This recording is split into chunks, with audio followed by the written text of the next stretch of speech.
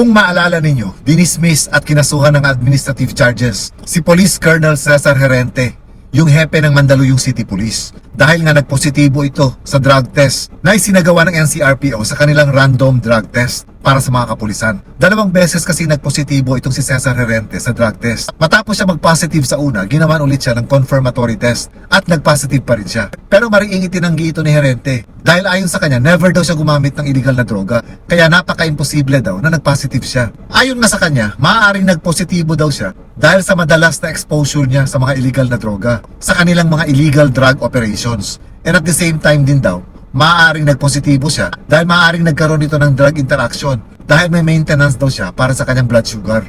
Urine test ang sinagawang test kay Herente. At dahil nga dito, ang ginawa ni Herente, nagpa-test ulit siya sa PIDEA at sa isang drug testing center na affiliated sa DOH. At dito nga lumabas na negative siya sa illegal na droga. Kaya ito yung kinokontest niya ngayon, na ayon nga sa kanya, itong pangalawang pagda-drug test niya ay nagpapatunay na hindi nga siya gumagamit ng illegal na droga. Pero ayon sa PNP, mahirap daw na questionin ni Herente yung resulta ng forensics unit nila na nagsasabing positive siya, na nagbigay ng 2 beses na positive results sa isinagawang test sa kanya.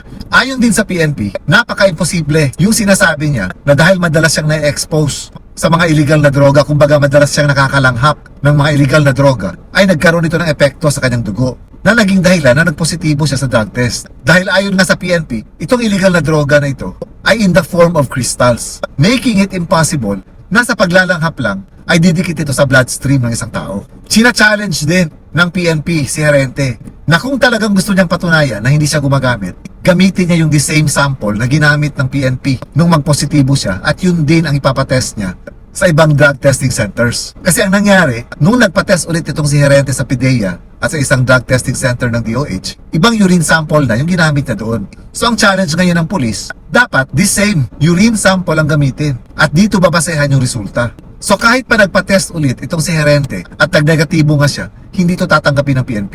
Itutuloy pa rin nila yung administrative cases na isasampa nila laban kay Herente, kasama na yung dismissal. May punto rin naman yung PNP na hindi pwede ibang sample yung gamitin mo para patunayan na negative ka sa illegal na droga. Kasi yung unang urine sample na kung saan nagpositibo nga siya, kinuha yung urine in the presence of Herente. So doon mismo, kinuha yung urine niya, sinil yung urine sample niya, at pinirmahan ito sa harap mismo ni Herente. So kumbaga, walang rason para masabi na tinamper yung sample. Kaya naninindigan ng PNP sa naging resulta ng drug test na nakuha nila sa urine sample ni Herente. Nakakahiya kasi itong nangyaring ito na isang colonel na inaakala ng lahat na malinis, positibo pala sa illegal na droga. Hindi lang ito nakakahiya para sa atin, kung di nakakahiya, kasama na pati sa pamilya niya. Well, let's see kung anong mangyayari dito sa administrative case na isinampa laban sa kanya. Kung pagdating ba sa korte ay kaya niyang patunayan na hindi siya gumagamit ng illegal na droga.